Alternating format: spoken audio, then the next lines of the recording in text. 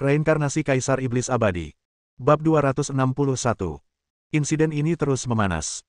12 istana jiwa naga tidak berhenti setelah menghancurkan kelompok tentara bayaran Disa, dan terus melacak sisa-sisa aliansi darah di Butan, menyebabkan kekacauan di Butan dan hampir runtuh. Setelah itu, 12 istana jiwa naga menyerbu wilayah India lagi, dan setelah menyebabkan beberapa pembunuhan berturut-turut, mereka memusnahkan cabang aliansi darah di India. Berbeda dengan Butan, India, jauh dari sikap bermusuhan terhadap jiwa naga 12, mengeluarkan pernyataan yang mengungkapkan rasa terima kasihnya. Pendirian cabang Blood Alliance di India selalu menjadi masalah bagi India. Meskipun istana 12 jiwa naga yang dipimpin Xiao Chen menimbulkan kekacauan di India kali ini, mereka mampu melenyapkan kekuatan jahat seperti aliansi darah, dan manfaatnya jauh lebih besar daripada kerugiannya. Rasanya aku sudah keluar lebih dari sebulan. Waktunya pulang.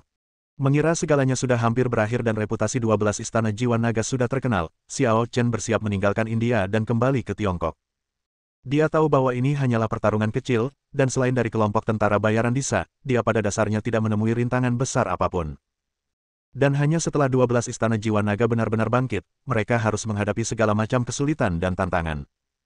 Justru karena Duan Qingchang terlalu kuat dan suka pamer maka ia dikomplotkan dan dikalahkan oleh pasukan gabungan dari berbagai negara, dan ia tidak pernah pulih dari itu. Namun Xiao Chen tidak punya kekhawatiran ini. Bagaimanapun, dia bukan Duan Qingchang. Xiao Chen membiarkan Feng Tianyu, Feng Yuhe dan orang-orang dari perkemahan elang ilahi kembali terlebih dahulu, dan dia dan Xiao Yingsui tinggal berdua saja. Faktanya, sekarang tidak ada konsep seperti Kam Condor. Selama periode waktu ini, pasukan aliansi darah sedang dibersihkan di Butan dan India, dan batalion Condor dan lainnya tampil cukup baik. Oleh karena itu, Sun Quan telah ditunjuk oleh Xiao Chen sebagai salah satu dari 12 istana, dengan nama Sandi Senyuan, dan mereka yang berada di Kam Senying ditugaskan kepada Feng Tianyu, Feng Yuhe, dan Sun Quan sebagai anggota biasa.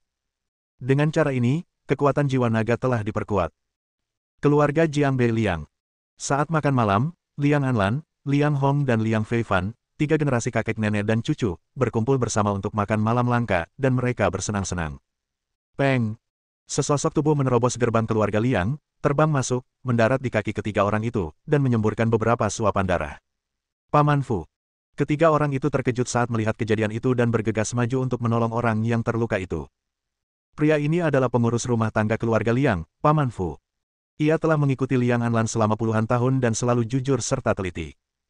Semua orang di keluarga Liang memperlakukannya seperti anggota keluarga sendiri.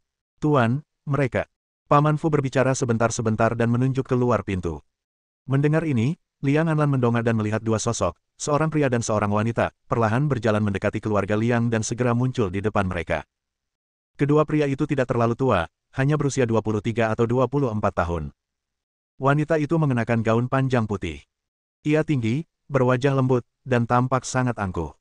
Tatapannya menyapu Liang Anlan, Liang Hong, dan Liang Feifan. Kupikir keluarga nomor 1 di Jiangbei itu hebat, tapi ternyata begini saja. Kata wanita itu dengan nada meremehkan. Liang Anlan berdiri dan bertanya dengan dingin, apakah kamu menyakiti Paman Fu? Siapa suruh kau tidak mengikat anjingmu, membiarkannya menggigit orang sesuka hati dan bersikap kasar padaku dan kakak laki-lakiku? Tentu saja aku harus memberinya pelajaran. Wanita itu mendengus. Brengsek. Aku paling tahu orang macam apa Paman Fu itu. Dia tidak akan pernah memprovokasimu tanpa alasan. Ayah, ngapain sih ngobrol sama dua bajingan kecil ini? Hajar aja mereka dan usir mereka. Mata Liang Hong melotot sambil berteriak, Liang Chuan, lakukan. Ya. Begitu dia selesai bicara, sesosok tubuh terbang dengan kecepatan yang amat tinggi dan menghantamkan telapak tangan berisi tenaga sejati yang kuat ke arah wanita itu, tanpa sedikit pun belas kasihan. Namun wanita itu mencibir dengan nada menghina dan menangkisnya dengan tangannya. Peng! Wanita itu tidak bergerak sama sekali, tetapi Liang Chuan malah terpengaruh oleh hentakan itu dan terlempar mundur dengan tidak stabil. Adegan ini tentu saja membuat pupil semua orang yang hadir mengecil. Liang Chuan adalah guru terbaik kedua dalam keluarga Liang setelah Liang Anlan, dan telah mencapai tahap akhir alam Zenyuan. Namun telapak tangannya yang mematikan diblok oleh wanita itu dengan mudahnya, dan dia pun terpental. Bagaimana itu mungkin? Apakah kamu dari alam Zenwu? Bahkan Liang Anlan, yang berpengetahuan luas dan berpengalaman, sedikit terkejut saat ini. Seorang gadis berusia 20-an benar-benar mencapai alam Zenwu. Sejak kapan alam Zenwu menjadi begitu tidak berharga? Haha, sekarang kau tahu betapa kuatnya aku. Kata wanita itu dengan sedikit sarkasme di senyumnya, aku tak pernah menyangka di dunia luar, keluarga besar yang menguasai seluruh provinsi bahkan tidak punya master alam bela diri sejati. Mereka sungguh lemah. Dunia luar. Dua kata ini membuat jantung Liang Anlan berdebar kencang. Mungkinkah kedua orang ini berasal dari keluarga atau sekte terpencil?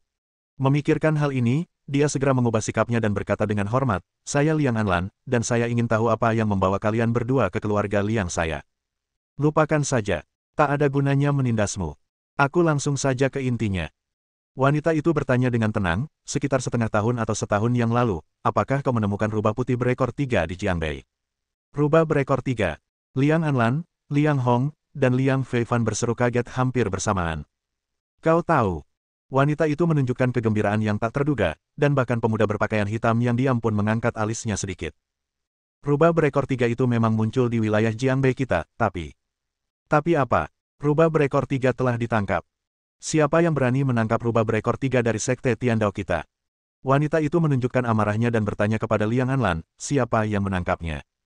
"Namanya Xiao Chen." Di bawah tekanan, Liang Anlan tetap mengatakannya. Bukannya dia mengkhianati Xiao Chen, tetapi bukan rahasia lagi di Jiangbei bahwa Xiao Chen telah menangkap rubah berekor 3. Sekalipun dia tidak mengatakannya, kedua orang ini akan mengetahuinya seiring waktu. Mengapa dia harus menyinggung mereka hanya karena informasi yang bukan rahasia? "Lalu apakah kamu tahu di mana orang bernama Xiao Chen ini sekarang?" tanya wanita itu dengan dingin. "Terakhir kali kita mendengar tentang Xiao Chen, dia muncul di pesta teh bela diri keluarga Feng di Yanjing. Mungkin kamu bisa pergi ke keluarga Feng di Yanjing untuk mencarinya. Ibu kota kekaisaran, Yanjing." "Kebetulan sekali. Aku dan adikku akan segera pergi ke sana," gumam wanita itu dalam hati. "Gadis, aku punya sesuatu untuk disarankan kepadamu." Pada saat ini, Liang Feifan tiba-tiba berbicara. "Oh." Wanita itu melirik Liang Feifan dan bertanya dengan tenang, "Apa?"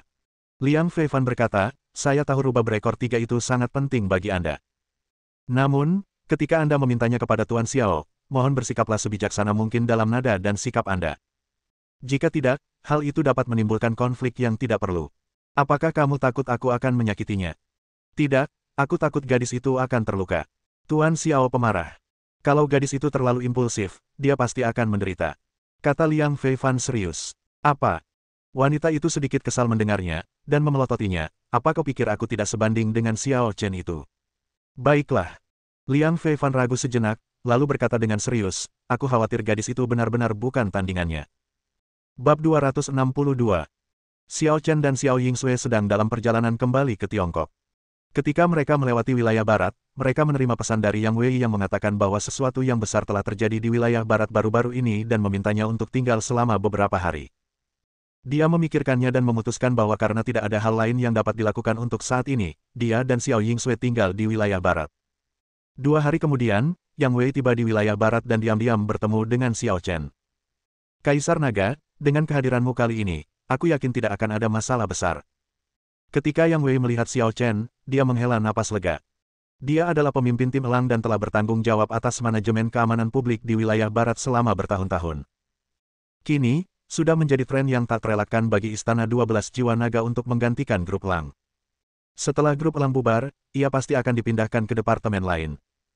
Jadi dia tidak mempunyai ambisi yang besar, dia hanya berharap tidak ada kesalahan dalam pekerjaannya sebelum dia dipindahkan.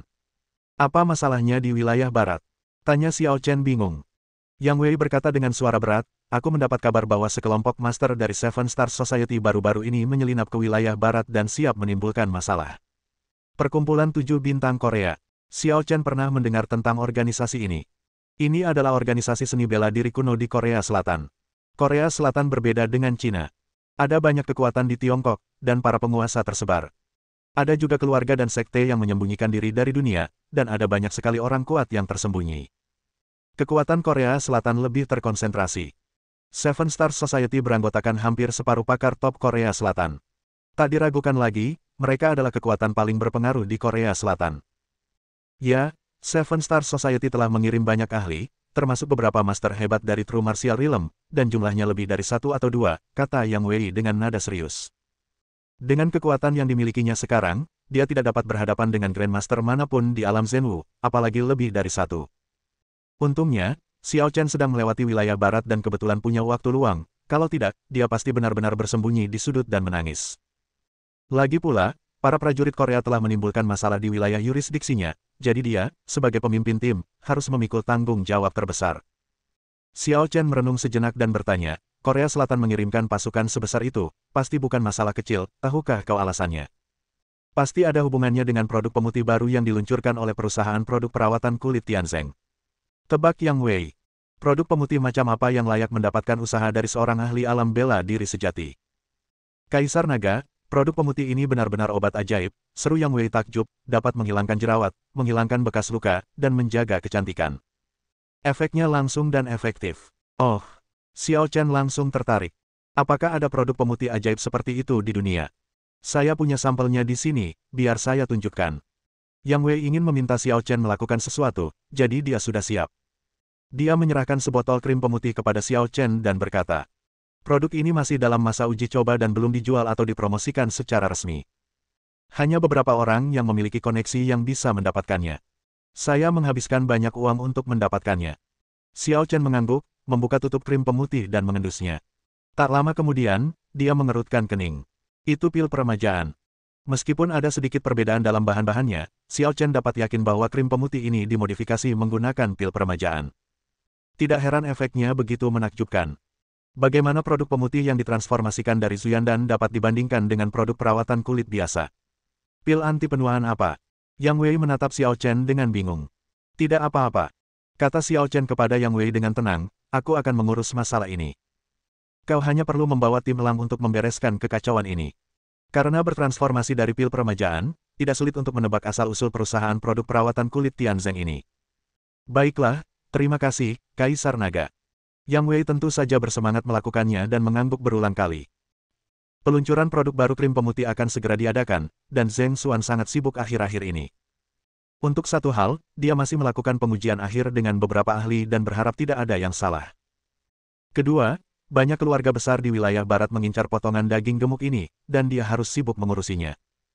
Lagi pula, produk pemutih yang diubah dari pil peremajaan begitu mujarab sehingga siapapun yang memiliki sedikit penglihatan tahu bahwa produk itu mengandung nilai komersial yang besar. Di era ini, wanita mencintai kecantikan, begitu pula pria. Begitu produk seperti krim pemutih diluncurkan di pasaran, produk tersebut pasti akan populer di Tiongkok, bahkan di seluruh dunia, dalam waktu singkat. Karena dia memilih untuk menjual krim pemutih di wilayah barat, dia harus mempertimbangkan perasaan beberapa orang. Naga yang kuat tidak akan mampu mengalahkan ular lokal. Jika Anda tidak memberi ular lokal ini keuntungan, Anda tidak akan bisa mengembangkan bisnis atau mempromosikan produk Anda di sini. Saat itu, telepon kantor berdering. Ternyata resepsionis yang menelepon. Hai, Xiao Li, ada apa? Bos Zheng, seseorang mencarimu. Ketika Zheng Xuan mendengar ini, dia secara tidak sadar berpikir bahwa mereka adalah perwakilan kekuatan di wilayah barat yang ingin bekerja sama dengannya. Namun, bahkan jika ia ingin mencari seseorang untuk diajak bekerja sama, ia tidak dapat menemukan terlalu banyak. Mungkin 4 atau 5 keluarga yang saat ini berada di wilayah barat sudah cukup. Tentu saja, karena sopan santun, dia masih bertanya, siapa pihak lainnya? Seorang remaja dan seorang gadis kecil. Jawab resepsionis itu. Aku sedang sibuk, biarkan mereka pergi. Meskipun Zheng Xuan terkejut karena perwakilan keluarga akan mengirim 2 orang juniornya untuk membahas kerja sama dengannya, dia tidak ingin membuang waktu untuk memperhatikannya. Bukan berarti dia memandang rendah orang lain, dia hanya tidak punya energi. Baiklah, Tuan Zheng. Resepsionis mengatakan ini dan hendak menutup telepon. Namun pada saat itu, seseorang nampaknya telah merampas paksa telepon itu. Zheng Xuan, aku jauh-jauh datang untuk menemuimu, tapi kau malah menutup pintu dan tidak melihatku. Bagaimana bisa kau bersikap tidak sopan? Sebuah suara yang familiar terdengar dari telepon, yang sedikit mengejutkan Zheng Xuan. Seorang anak laki-laki dan seorang anak perempuan kecil, kombinasi ini, ditambah suara ini. Tuan Xiao, tanya Zheng Xuan dengan heran. Ya, ini aku. Suara Xiao Chen terdengar samar. Ah, Tuan Xiao, Anda. Tolong tunggu sebentar, saya akan segera turun. Zheng Xuan menutup telepon, lalu bangkit dan berlari ke bawah. Di lobi perusahaan Tianzeng, Xiao Chen dan Xiao Yingsui sedang menunggu. Resepsionis itu awalnya sangat marah terhadap perilaku Xiao Chen yang tidak masuk akal dengan merampas ponselnya, tetapi tampaknya Presiden Zheng akhirnya memanggilnya sebagai Tuan Xiao, dan sikapnya tampak sangat hormat, jadi dia tidak berani mengatakan apapun dan mendiskusikan identitas Xiao Chen dengan beberapa rekannya. Tak lama kemudian, Zheng Xuan berlari sambil terengah-engah, dan saat melihat bahwa itu benar-benar Xiao Chen, dia menampakkan ekspresi terkejut sekaligus gembira. Tuan Xiao, maafkan aku tidak tahu kalau itu kamu. Xiao Chen melambaikan tangannya dan menyela, aku mengerti kamu sangat sibuk, jadi tidak perlu bicara lagi. Aku datang ke sini untuk mencari tahu tentang krim pemutih ini. Setelah membunuh Taois Yunzhen, dia menemukan bahan-bahan untuk pil peremajaan di guanya, dan dia membuat tungku pil peremajaan. Zheng Xuan membantunya menemukan informasi tentang Yunzhen, dan dia memberi Zheng Xuan pil awet muda sebagai hadiah. Sekarang tampaknya Zheng Xuan tidak meminum pil Zuyan secara langsung, tetapi menggunakannya untuk penelitian dan kemudian membuat krim pemutih ini. Aku hanya ingin memberitahumu tentang ini, tapi aku tidak bisa menghubungimu. Jadi, Tuan Xiao, silakan naik ke atas, kita bicara. Xiao Chen mengangguk dan mengikuti Zheng Xuan ke gedung kantor. Bab 263. Di kantor, Zheng Xuan menceritakan semuanya pada Xiao Chen. Kenyataannya kurang lebih seperti dugaan Xiao Chen. Setelah menerima pil peremajaan dari Xiao Chen, Zheng Xuan tidak langsung meminumnya. Ia justru mencari beberapa teman ahli ayahnya di wilayah barat untuk menganalisis dan mempelajari kandungan pil peremajaan tersebut. Para ahli tersebut juga sangat cakap. Mereka dengan cepat menganalisis bahan-bahan utama pil peremajaan dan takjub dengan efektivitasnya, seolah-olah mereka telah menemukan produk revolusioner. Tetapi pil rejuvenating pil hanya ada satu, dan akan sia-sia jika digunakan untuk eksperimen, jadi mereka mencoba meniru pil tersebut dan menciptakan berbagai produk model. Misalnya, krim pemutih dan air perawatan kulit dengan bahan yang mirip dengan pil anti penuaan. Produk ini jelas tidak sehebat pil anti penuaan yang bisa membuat orang awet muda. Namun, produk ini luar biasa jika digunakan untuk memutihkan kulit, menghilangkan bekas luka dan jerawat, serta 100 kali lebih baik daripada produk perawatan kulit yang beredar di pasaran. Zheng Xuan juga berbakat dalam berbisnis. Melihat peluang bisnis di sini, ia mendirikan Tianzeng Skincare Products Company dengan tujuan mempromosikan produk perawatan kulit pemutih ini sesegera mungkin. Pil peremajaan diberikan kepadanya oleh Xiao Chen. Awalnya, ia ingin menghubungi Xiao Chen untuk meminta nasihat, tetapi Xiao Chen sulit dihubungi dan sulit baginya untuk menemukannya karena ia tidak memiliki informasi kontak, jadi ia terus menundanya. Tuan Xiao, saya benar-benar minta maaf karena tidak mendapatkan izin Anda. Zheng Xuan meminta maaf. Tidak apa-apa. Karena ini hadiah untukmu, kamu bebas melakukan apapun yang kamu mau dengannya. Xiao Chen tidak keberatan dengan penelitian Zheng Xuan tentang ramuan anti penuaan. Itu kewenangan mereka untuk menelitinya, dan dia tidak berhak melarang orang lain. Terlebih lagi, mereka hanya dapat memproduksi produk tiruan seperti krim pemutih dan lotion perawatan kulit, dan mustahil bagi mereka untuk memurnikan pil anti penuaan asli. Terlebih lagi, Zheng Xuan jelas tidak memiliki suara mutlak di perusahaan produk perawatan kulit Tianzeng, karena para ahli yang meneliti pil anti penuaan akan menguasai banyak saham. Krim pemutih buatanmu ini sudah diincar seseorang, dan aku khawatir seseorang akan berbuat jahat padamu. Xiao Chen mengingatkan Zheng Xuan. Siapa yang mengincar kita? Zheng Xuan jelas tidak menyadari bahaya dan menunjukkan ekspresi terkejut. Belum jelas, aku hanya tahu ini pasti ada hubungannya dengan Korea Selatan. Tapi jangan khawatir, karena aku di sini, aku akan membantumu menyelesaikannya, kata Xiao Chen datar. Alasan dia mengambil tindakan adalah karena dia sekarang adalah pemimpin 12 istana jiwa naga, dan orang-orang dari masyarakat bintang 7 datang ke Tiongkok untuk menimbulkan masalah, dan dia tidak bisa hanya duduk diam dan menonton ketika mereka menghadapinya. Kedua, dia tidak akan pernah membiarkan pil peremajaan jatuh ke tangan orang Korea. Terima kasih, Tuan Xiao. Zheng Xuan berpikir bahwa dengan Xiao Chen yang memimpin, dia dapat merasa tenang apapun musuhnya. 3 hari kemudian, perusahaan Tianzeng mengadakan konferensi peluncuran produk baru krim pemutih sesuai jadwal. Dunia luar mungkin belum mengetahui berita tentang krim pemutih tersebut, tetapi beberapa keluarga besar setempat telah menerima berita tersebut, sehingga suasana sangat ramai pada hari itu. Dengan produk revolusioner seperti krim pemutih, kebangkitan perusahaan Tianzeng tak terbendung. Oleh karena itu, bahkan setelah ditolak berkali-kali berturut-turut, banyak perusahaan dan bisnis keluarga terus memperjuangkannya dengan gigih dan pantang menyerah hingga keputusan akhir dibuat. Pada hari itu, Xiao Chen secara alami memasuki tempat kejadian bersama Zheng Xuan. Dia mendapat firasat bahwa orang-orang dari Seven Stars Society akan datang untuk menimbulkan masalah. Zheng Xuan, pergilah dan berpura-puralah kau tidak mengenalku. Perintah Xiao Chen. Bagus. Zheng Xuan mengangguk, dia mengerti apa yang dimaksud Xiao Chen.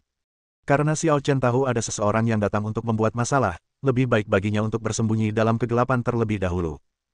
Setelah Zheng Xuan pergi, Xiao Chen dan Xiao Yingsui menemukan tempat untuk duduk dan menggunakan indera spiritual mereka untuk menjelajahi lingkungan sekitar. Para Master Seven Stars Society tidak ada di sekitar, jadi kemungkinan besar mereka belum tiba. Namun, Xiao Chen tiba-tiba menemukan orang yang dikenalnya. Ayah, Presiden Zheng telah menolak kita 6 kali berturut-turut. Kurasa tidak ada harapan lagi bagi keluarga Yuan kita. Kenapa kita tidak menyerah saja? Pemuda berwajah tirus itu menasihati ayahnya. Mendengar ini, Yuan Chong menghela napas dan berkata, awalnya, keluarga Yuan kita adalah keluarga yang terkenal dan bergengsi di wilayah barat. Sekarang setelah diwariskan kepadaku. Aduh, ayah, jangan salahkan dirimu. Ini bukan salah ayah. Ayah sudah berusaha keras. Pemuda itu menghiburnya. Keluarga Yuan kami awalnya adalah keluarga seni bela diri. Setelah warisan keluarga menurun, kami beralih ke bisnis. Kami kurang pengalaman, yang menyebabkan kemunduran di mana-mana. Ngomong-ngomong, aku akan menemui Tuan Zeng lagi nanti untuk melihat apakah aku bisa mendapatkan tempat. Yuan Chong berpikir untuk mencobanya sekali lagi. Krim pemutih Tianzeng Company belum diluncurkan, tetapi telah menimbulkan respons yang luar biasa di kalangan atas wilayah barat. Popularitasnya di masa mendatang dapat diprediksi. Keluarga-keluarga besar lainnya di wilayah barat juga mendekati perusahaan Tianzeng untuk bekerja sama dan menjual krim pemutih bersama. Namun, keluarga Yuan mereka ditolak dan tidak mendapatkan kualifikasi untuk menjual. Situasi keluarga Yuan saat ini sudah sulit. Jika mereka melewatkan tren yang tak terbendung ini, mereka kemungkinan akan menghadapi krisis ekonomi yang besar. Hei, bukankah ini senior Yuan Hong? Aku tidak menyangka akan bertemu dengannya di sini, sungguh kebetulan. Saat suara sarkastis itu terdengar, seorang pemuda berkemeja putih, yang beberapa tahun lebih muda dari pemuda berwajah tirus itu, datang menggendong seorang wanita cantik bertubuh bagus dalam pelukannya. Ketika Yuan Hong melihat mereka berdua, dia langsung mengerutkan kening, dan kemarahan yang tak bernama melonjak dalam hatinya. Hu Fei, apa yang akan kau lakukan sekarang? Tanya Yuan Hong kepada pemuda berkemeja putih itu, namun tatapannya tertuju pada wanita di pelukan pemuda itu. Wajah wanita itu jelas menunjukkan sedikit kepanikan. Ia merengkuh Hu Fei dengan gelisah, tak berani menatap Yuan Hong. Jalang, umpat Yuan Hong. Mendengar ini, wanita itu menggigit bibirnya erat-erat dan tidak berani membantah. Jelas ia merasa bersalah, tetapi ia tetap memeluk Hu Fei dengan erat. Yuan Hong, jangan malu-malu. Xiaoru sekarang pacarku, beraninya kau memarahinya. Geram Hu Fei. Hu Fei, Xiaoru, dan aku adalah kekasih masa kecil. Aku lebih tahu daripada kamu betapa polosnya dia. Jika kamu tidak merayunya, bagaimana mungkin dia mengkhianatiku? Teriak Yuan Hong. Cukup, Yuan Hong. Gadis bernama Xiaoru itu tak kuasa menahan diri dan berkata dingin kepada Yuan Hong, keluarga Yuanmu akan segera menjadi keluarga kelas 3. Apa untungnya aku mengikutimu? Bisakah kau memberiku kebahagiaan? Hu Fei tidak merayuku. Aku naik keranjangnya dengan sukarela. Xiaoru, kamu. Yuan Hong hampir pingsan. Haha. Xiaoru, aku suka sekali kamu bicara seperti itu. Hu Fei diam-diam senang dan memeluk Xiaoru erat-erat, seolah-olah dia sengaja berdemonstrasi kepada Yuan Hong.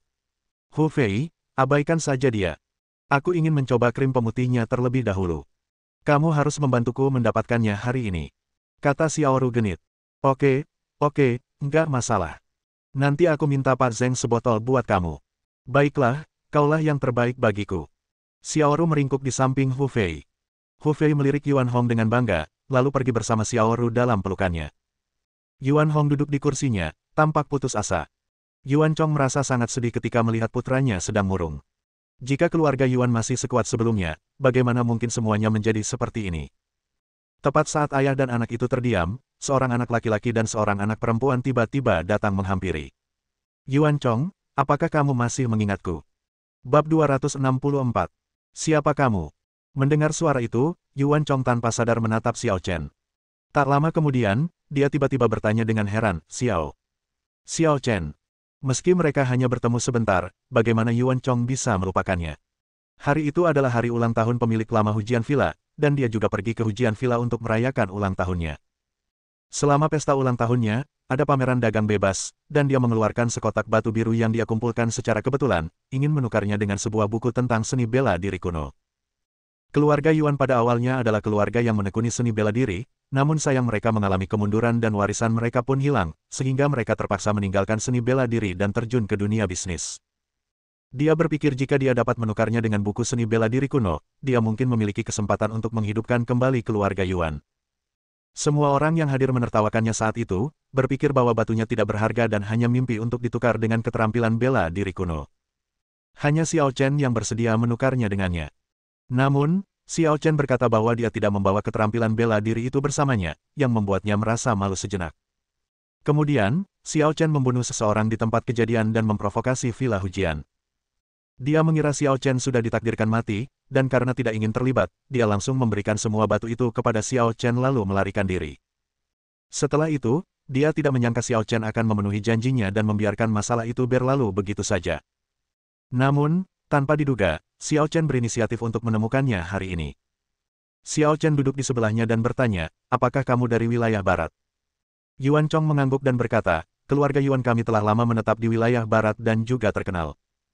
Nenek moyang kami memiliki persahabatan dengan pemilik lama Villa Hujian, jadi kami pergi ke Villa Hujian untuk merayakan ulang tahunnya hari itu.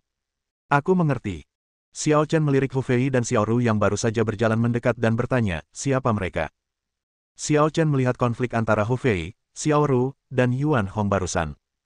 Jelas bahwa keluarga Yuan sedang tidak baik-baik saja di wilayah barat. Dia mengambil batu roh Yuan Chong dan berutang budi pada Yuan Chong.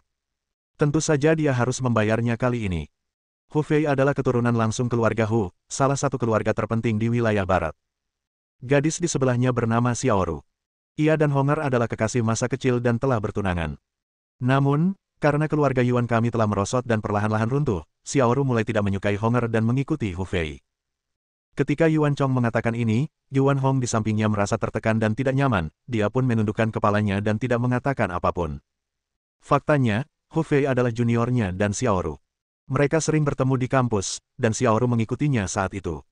Namun dalam sekejap mata, Xiao Ru telah melemparkan dirinya ke pelukan Hu Fei. Jadi Anda menghadiri peluncuran produk krim pemutih baru hari ini untuk menawar? Tanya Xiao Chen. Ya, perusahaan Tianzeng sedang mencari mitra di wilayah barat dan sedang menawar untuk semua perusahaan. Perusahaan Yuanjia kami juga telah mengajukan aplikasi penawaran kepada perusahaan Tianzeng, tetapi ditolak. Yuan Chong berkata sambil menggelengkan kepalanya tanpa daya. Kebangkitan perusahaan Tianzeng kali ini tak terbendung. Dengan begitu banyak keluarga yang mendukungnya, hal ini pasti akan menjadi tren. Jika keluarga Yuan kita melewatkan kesempatan ini, situasi pasti akan semakin buruk dan kita akan berada dalam situasi yang genting. Baiklah, aku kurang lebih mengerti. Langsung saja ke intinya. Xiao Chen menatap Yuan Chong dan berkata dengan serius, aku bisa memberimu dua pilihan. Pertama, seperti transaksi sebelumnya, saya akan memberi Anda salinan teknik bela diri kuno. Kedua, saya akan mengizinkan Anda memenangkan tender, dan keluarga Yuan Anda dapat menjadi mitra perusahaan Tianzeng. Setelah kedua syarat itu diajukan, belum lagi Yuan Chong, bahkan Yuan Hong langsung mengangkat kepalanya dan menatap Xiao Chen dengan heran. Seni bela diri kuno. Biarkan keluarga Yuan mereka menjadi mitra perusahaan Tianzeng. Tuan Xiao, apakah Anda bercanda? Yuan Chong terkejut dan skeptis. Tentu saja aku tidak bercanda. Kau boleh memilih apapun yang kau mau. Itu bukan masalah bagiku, kata Xiao Chen ringan. Mendengar hal ini, Yuan Chong akhirnya menyadari bahwa ini mungkin kesempatan besar bagi keluarga Yuan untuk bangkit, jadi hatinya berdebar kencang dan dia menjawab, jika memungkinkan, saya ingin memilih yang terakhir. Keluarga Yuan telah lama mengalami kemunduran di dunia seni bela diri, dan sekarang bergantung pada bisnis keluarga untuk mencari nafkah. Dalam jangka panjang, memilih untuk bekerja sama dengan Tianzeng Group akan membawa manfaat yang jauh lebih besar daripada mempelajari teknik seni bela diri kuno. Apakah kamu yakin? Xiao Chen bertanya lagi. Sebenarnya, Anda tidak perlu bertanya untuk tahu apa yang akan dipilih Yuan Chong. Dia hanya melihat situasi keluarga Yuan yang tidak terlalu baik, jadi dia memberikan pilihan tambahan. Tentu, kata Yuan Chong dengan tegas. Baiklah, aku akan memberimu jawaban yang memuaskan. Setelah Xiao Chen selesai berbicara, dia berdiri dan pergi, dan Xiao Yingsui secara alami mengikutinya. Ayah, apakah dia? Apakah yang dia katakan itu benar? Yuan Hong masih belum sepenuhnya percaya saat ini, 4 kuota penawaran sudah diputuskan. Bisakah dia membuat perusahaan Tianzeng berubah pikiran dan bekerja sama dengan keluarga Yuan kita? Ini, aku juga tidak yakin. Kita lihat saja nanti. Yuan Chong tidak berani menaruh terlalu banyak harapan, nanti dia malah tidak mendapat apa-apa. Xiao Chen dan Xiao Yingsui berjalan menuju belakang panggung, dan Hu Fei dan Xiao Ru juga keluar dari belakang panggung. Bukankah kamu bilang bisa membantuku membeli sebotol krim pemutih? Bohong. Xiao Ru cemberut, tampak sangat marah. Hu Fei membujuknya, Xiao Ru, kau dengar apa yang dikatakan Presiden Zheng tadi? Krim pemutih itu belum mulai diproduksi massal. Stoknya terbatas. Aku tidak bisa berbuat apa-apa. Kau pembohong juga. Oke, aku janji akan membelikanmu tas LV sebagai permintaan maaf, oke. Nyata, tentu. Yah, lebih tepatnya begitu. Kedua pria itu berjalan melewati Xiao Chen tanpa memperhatikannya. Tentu saja Xiao Chen mengabaikan mereka dan pergi ke belakang panggung. Zheng Xuan dan beberapa staf sedang mempersiapkan konferensi pers. Ada seorang penjaga keamanan di dekatnya. Ketika melihat Xiao Chen dan Xiao Yingsui masuk, ia ingin maju untuk menghentikan mereka, tetapi dihentikan oleh Zheng Xuan. Tuan Xiao, ada apa? Apakah Anda menemukan sesuatu? Tanya Zheng Xuan. Tidak, mungkin mereka belum tiba, atau mungkin informasinya salah. Kata Xiao Chen, lalu bertanya, apakah kamu kenal keluarga Yuan? Keluarga Yuan, tentu saja aku tahu. Zheng Xuan tidak hanya mengetahuinya, tetapi juga sangat terkesan. Yuan Chong telah mengganggunya beberapa kali dalam beberapa hari terakhir, dan dia menjadi sedikit kesal. Namun tak lama kemudian, raut wajahnya berubah sedikit, dan dia bertanya dengan cemas, Tuan Xiao, Anda tidak punya hubungan apapun dengan keluarga Yuan, kan? Xiao Chen tahu apa yang dipikirkan Zheng Xuan, dan berkata dengan tenang, aku tidak ada hubungannya dengan keluarga Yuan, tapi aku berutang budi pada mereka, jadi beri mereka kesempatan. Oke, tidak masalah. Zheng Xuan langsung setuju, merasa sedikit lega. Namun, jika keluarga Yuan disertakan, salah satu dari 4 mitra yang ditunjuk perlu dieliminasi. Seolah tahu apa yang dipikirkan Zheng Xuan, Xiao Chen berkata langsung, singkirkan keluarga Hu. Sekitar setengah jam kemudian, konferensi peluncuran produk baru telah siap, dan orang-orang dari keluarga besar di wilayah barat serta wartawan dari media besar telah hadir. Zheng Xuan dan sekelompok orang dari perusahaan Tianzeng naik ke panggung dan mulai membuat beberapa pernyataan umum tentang krim pemutih dan produk lainnya, lalu menjawab berbagai pertanyaan dari wartawan media. Xiao Chen menggunakan indera spiritualnya untuk menyelidiki secara rahasia, tetapi dia tidak menemukan satupun master dari Seven Stars Society. Mungkinkah tebakan Yang Wei salah? Bukankah orang-orang dari Seven Stars Society datang ke sini untuk peluncuran krim pemutih? Bab 265. Kursi di sekitar tempat Yuan Chong dan Yuan Hong duduk selalu kosong. Lagi pula, keluarga Yuan sekarang sedang merosot, dan tidak ada yang mau berteman dengan mereka. Mereka semua mencari muka di keluarga besar lainnya. Senior Yuan Hong, apakah Anda keberatan kalau Xiao Ru dan aku duduk di sini? Pada saat ini, Hu Fei datang lagi sambil menggendong Xiao Ru. Dibandingkan sebelumnya, Xiao Ru terlihat jauh lebih tenang saat menghadapi Yuan Hong, dan ada sedikit kesan jijik dalam tatapannya saat dia menatap Yuan Hong. Hu Fei, sebaiknya kau menjauh. Aku tidak ingin melihatmu. Yuan Hong tak kuasa menahan geramannya. Hei. Mendengar ini, Hu Fei tidak pergi begitu saja. Ia malah duduk tanpa malu di samping Yuan Hong, sementara Xiao Ru duduk mesra di pangkuannya. Yuan Chong tidak tahan melihat ini dan berkata, Tuan Hu, Anda dan Xiao Hong adalah teman sekelas, mengapa Anda begitu agresif? Paman, itu tidak benar. Dulu, keluarga Yuan dan keluarga Hu adalah keluarga terpandang di Rongcheng. Kedua keluarga kami sering saling mengunjungi dan hubungan kami sangat baik, kata Hu Fei sambil tersenyum. Kalau begitu, Tuan Hu, mohon berbelas kasihlah selagi bisa. Kata Yuan Chong dengan ekspresi muram. Aduh. Hu Fei mendesah pelan, berpura-pura baik. Aku hanya ingin menghiburmu. Kenapa kau harus bereaksi begitu keras? Kenyamanan. Yuan Hong Doudo. Sejujurnya, 4 posisi dalam penawaran perusahaan Tianzeng di wilayah barat semuanya sudah dipilih sebelumnya. Keluarga Yuanmu sama sekali tidak punya peluang, jadi aku sarankan kau jangan buang-buang waktu untuk ini. Maksudku baik, kata Hu Fei serius. Kenapa pamer? Keluarga Yuan kita belum tentu punya peluang. Yuan Hong mendengus dingin, kita baru saja bertemu seseorang yang bilang dia bisa menjamin keluarga Yuan kita akan memenangkan tender. Ekspresi Xiao Ru sedikit berubah saat mendengar ini. Hu Fei terkejut mendengar ini, lalu mencibir, Senior Yuan Hong, apa kau dan pamanmu bertemu penipu? Hanya ada 4 tempat di wilayah barat. Keluarga Yuanmu bisa terpilih. Apakah itu berarti keluarga Hu kita akan tersingkir?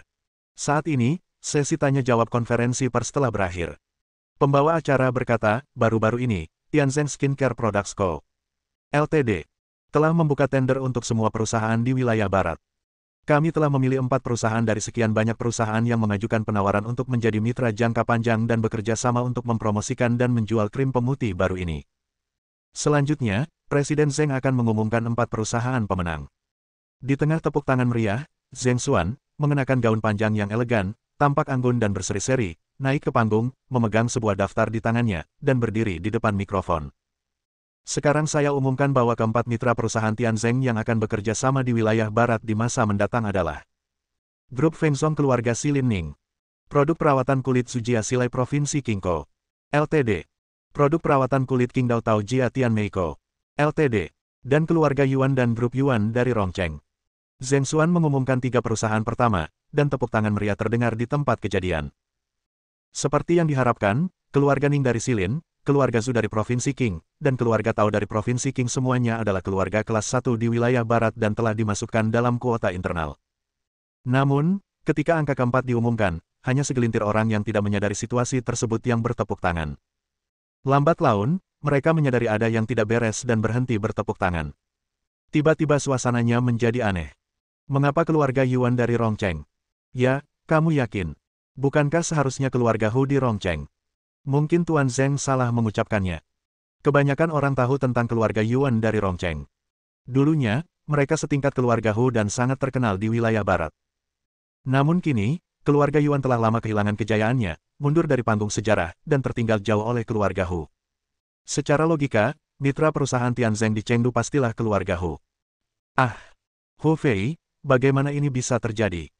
Kenapa keluarga Hu kalah dalam pemilihan? Xiaoru jelas yang paling cemas saat ini. Bukan hanya keluarga Hu yang kalah dalam pemilu, tetapi keluarga Yuan yang mengambil alih. Dia sama sekali tidak bisa menerima kekalahan ini. Xiao Hong, apakah aku sedang bermimpi? Pikiran Yuan Chong masih kabur dan kacau, dan dia tidak sepenuhnya mempercayai apa yang didengarnya. Ayah, aku tidak bermimpi. Xiao Chen benar-benar bisa membantu kita. Keluarga Yuan kita adalah salah satu dari 4 tempat itu. Yuan Hong juga sangat gembira. Kebahagiaan datang terlalu tiba-tiba. Mereka telah berbicara dengan Presiden Zeng 6 kali sebelumnya dan ditolak 6 kali berturut-turut. Presiden Zeng tampak agak tidak sabar dengan keluarga Yuan mereka.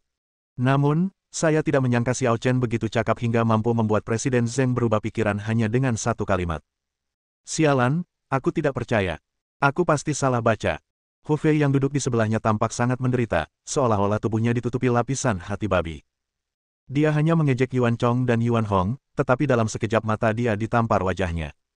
Yang lebih penting adalah keluarga Hu benar-benar kalah dalam pemilu. Setelah hening sejenak, seseorang dari kubu keluarga Hu akhirnya tak kuasa menahan diri untuk berdiri dan bertanya, Bos Zeng, apakah Anda baru saja melakukan kesalahan? Mohon periksa dengan teliti.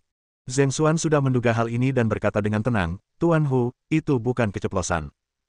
Setelah pertimbangan yang matang, Dewan Direksi Perusahaan Tianzeng kami telah memutuskan bahwa mitra di Rongcheng, wilayah barat, adalah keluarga Yuan.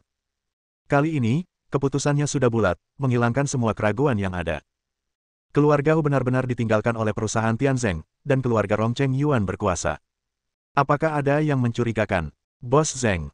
Hu Tianxing, kepala keluarga Hu, tampak geram dan berteriak, sebelum ini, Anda jelas-jelas berjanji untuk bekerja sama dengan keluarga Hu kami. Apakah Anda mencoba menipu?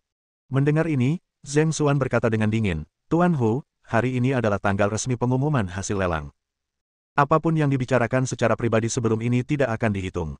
Anda bahkan tidak mengerti ini, kan? Anda. Hu Tianxing begitu marah hingga seluruh tubuhnya gemetar.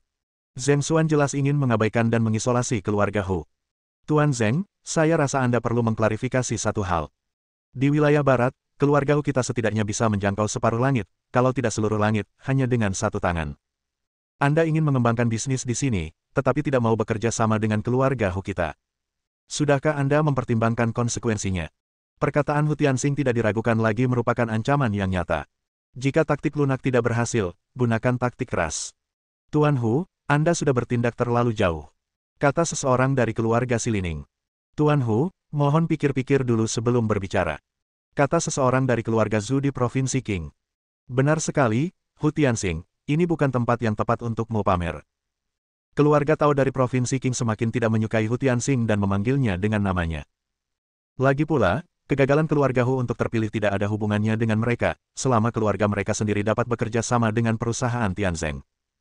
Keluarga Hu memang kuat, tetapi apakah keluarga Ning, keluarga Tao, dan keluarga Zhu jika digabungkan tidak akan mampu menandingi keluarga Hu? Haha, memangnya kenapa kalau kamu pamer? Tiba-tiba, diiringi cibiran arogan, sesosok-sosok melangkah ke dalam pemandangan. Pria itu mengenakan gaun abu-abu dan tampak agak tua, tetapi ia berdiri tegak dan suaranya lantang saat berbicara atau berjalan. Ia juga memiliki rasa tertekan yang kuat, yang membuat semua orang yang hadir merasa sangat tertekan. Dia adalah guru terbaik di wilayah barat, salah satu dari 6 guru bela diri sejati terhebat saat itu, Senior Hong. Bab 266. Hong Yutao, salah satu dari 6 master alam bela diri sejati terhebat di dunia, dikenal sebagai master nomor 1 di wilayah barat. Ia memiliki reputasi yang sangat tinggi di wilayah barat dan semua keluarga besar mengaguminya. Pada saat itu, dia tiba-tiba di tempat kejadian, yang membuat semua orang terkejut dan membuat mereka merasa bingung. Peluncuran produk baru hari ini tidak ada hubungannya dengan dunia seni bela diri. Dengan identitas Hong Yutao, bagaimana mungkin dia terlibat? Senior Hong. Melihat ini, Hu Tianxing bergegas maju dengan sikap hormat dan menyanjung. Haha, Yuan Hong, apa menurutmu semudah itu? Perusahaan Tianzeng masih jauh dari mampu melawan keluarga Hong kita. Pada saat ini, Hu Fei juga menatap Yuan Hong dengan sinis, dengan nada sedikit meremehkan. Meskipun dia tidak tahu bagaimana keluarga Yuan membuat perusahaan Tianzeng berubah pikiran, selama Hong Yutao hadir, situasi keseluruhan akan beres. Xiao Ru, ayo kita pergi dan memberi penghormatan kepada senior Hong bersama-sama. Ya. Xiao Ru tersenyum manis dan menjadi antusias lagi. Ia juga sangat menyadari reputasi Hong Yutao. Tak seorang pun dan tak ada keluarga di wilayah barat yang berani menantangnya. Apa itu Tianzeng Group? Apa tiga keluarga utama Ning, Tao dan Zhu? Setelah Hu Fei dan Xiao Ru pergi, suasana hati Yuan Hong kembali memburuk. Ia berkata dengan cemas, "Ayah, keluarga Hu tampaknya berhubungan baik dengan Tuan Hong. Apakah? Tidak usah terburu-buru, kita tunggu saja," kata Yuan Chong dengan sungguh-sungguh. Perusahaan Tianzeng berkonflik dengan keluarga Hu. Tiga keluarga besar, keluarga Ning, keluarga Tao, dan keluarga Zhu, awalnya diam-diam ingin bersatu melawan keluarga Hu. Bagaimanapun, keluarga Hu sudah kuat sejak lama, dan saat ini juga merupakan kesempatan untuk melemahkan keluarga Hu. Namun, kemunculan Hong Yutao menghancurkan gagasan ketiga keluarga tersebut. Sebab sekalipun mereka bertiga bersatu, mereka tidak akan pernah mampu menandingi kekuatan seorang Grandmaster alam bela diri sejati. Hong Yutao ingin melindungi keluarga Hu, dan tidak seorang pun dapat menyentuh keluarga Hu. "Hei, Senior Hong, kenapa kamu ada di sini? Temui Grandmaster Hong, temui Grandmaster Hong." Kepala tiga keluarga, Ning, Tao dan Zhu, maju satu demi satu dan menyapa Hong Yutao, dengan niat menyanjung yang tidak disembunyikan. "Kalau aku tidak datang, bagaimana aku bisa tahu kalau ketiga keluarga besarmu begitu berkuasa dan kalian telah bergabung untuk menindas keluarga muridku?" Hong Yutao mendengus. Murid. Ketiga kepala keluarga dan semua orang lainnya tercengang. Hong Yutao menerima seseorang dari keluarga Hu sebagai muridnya. Hu Fei seorang idiot keren, jelas bukan Hu Fei. Namun, Hu Fei memiliki kakak laki-laki bernama Hu Tianhe, yang menempati peringkat ke-17 dalam daftar dan memiliki bakat yang bagus. Mungkinkah Hong Yutao menerima Hu Tianhe sebagai muridnya? Ini adalah peristiwa besar, yang berarti Hong Yutao tidak hanya berhubungan baik dengan keluarga Hu, tetapi juga hampir terkait langsung dengan keluarga Hu. Keluarga Hu sudah kuat, dan sekarang dengan Hong Yutao sebagai pendukung mereka, tidak ada seorang pun di wilayah barat yang dapat menandingi keluarga Hu. "Salah paham, Tuan Hong, ini salah paham," kata kepala keluarga Ning buru-buru. "Benar sekali. Kami, 4 keluarga besar di wilayah barat, selalu berdiri bersama. Aku hanya bercanda dengan Patriark Hu tadi. Ya, keempat keluarga kami selalu tak terpisahkan." Kepala keluarga Tao dan Zhu juga tidak tahu malu dalam mencoba menjalin hubungan, karena takut menyinggung Hong Yutao. "Benarkah begitu?" tanya Hong Yutao acuh tak acuh. Tentu saja, saudara Hu, jangan anggap serius lelukonku." Kepala keluarga Ning menatap Hu Tianxing. Hu Tianxing merasa jijik dalam hatinya, tetapi ia juga menunjukkan wajah di permukaan, dan tersenyum tipis. "Tentu saja aku tahu kalian bertiga bercanda, tetapi sekarang ini menyangkut perkembangan masa depan keluarga Huku. Aku harap kalian dapat mendukung keluarga Huku." Tentu saja. Ketiganya begitu cerdas sehingga mereka mengerti maksud Hu Tianxing. Mereka segera menoleh ke Zheng Xuan dan berteriak, "Bos Zheng, kurasa keluarga Yuan tidak pantas berada di level yang sama dengan kita. Cepat singkirkan posisi keluarga Yuan." "Ya, hanya keluarga yang sedang merosot, bagaimana bisa dibandingkan dengan keluarga Hu?" "Bos Zheng, jika Anda tidak mengganti keluarga Yuan menjadi keluarga Hu, maka kami bertiga tidak akan bekerja sama dengan perusahaan Tianzeng Anda. Saya rasa perusahaan Tianzeng Anda tidak akan mampu bertahan di wilayah barat." Ketiganya tiba-tiba bersatu dalam kebencian mereka terhadap musuh, dengan marah membela keluarga Hu dan memaksa Zheng Xuan untuk membuat pilihan. Dalam waktu sesingkat itu, dia mengubah sikapnya lebih cepat daripada membalik halaman buku. Oh tidak! Yuan Chong merasa putus asa lagi saat melihat pemandangan ini. Perusahaan Tianzeng hanyalah perusahaan asing tanpa latar belakang. Sekarang, perusahaan ini menghadapi tekanan dari 4 keluarga besar di wilayah barat secara bersamaan. Bagaimana mungkin mereka tidak menyerah? Kegagalan untuk menyerah akan berarti kebangkrutan langsung perusahaan Tianzeng dan kematian produk krim pemutihnya. Aduh, ini semua alarm palsu. Wajah Yuan Hong pun dipenuhi kekecewaan. Jika keluarga Yuan dapat menjadi mitra perusahaan Tianzeng, bahkan jika mereka tidak melampaui keluarga Hu, mereka seharusnya tidak memiliki masalah untuk naik kelas. Sayangnya, saya menolak. Tepat ketika semua orang di antara hadirin mengira bahwa perusahaan Tianzeng pasti akan menyerah, Zheng Xuan memberikan jawaban yang mengejutkan. Saya menolak. Hanya 3 kata, seperti bom, meledak di hati setiap orang. Tuan Zheng, apa yang Anda katakan? Tanya Hu Tianxing dengan tatapan muram. Namun, ekspresi Zheng Xuan tetap dingin dan tenang, dan ia berkata dengan tenang, sudah kubilang, aku menolak. Perusahaan Tianzeng kita akan bekerja sama erat dengan keluarga Rongcheng Yuan. Sedangkan keluarga Humu, kau tidak memenuhi standar kerja sama perusahaan Tianzeng kita.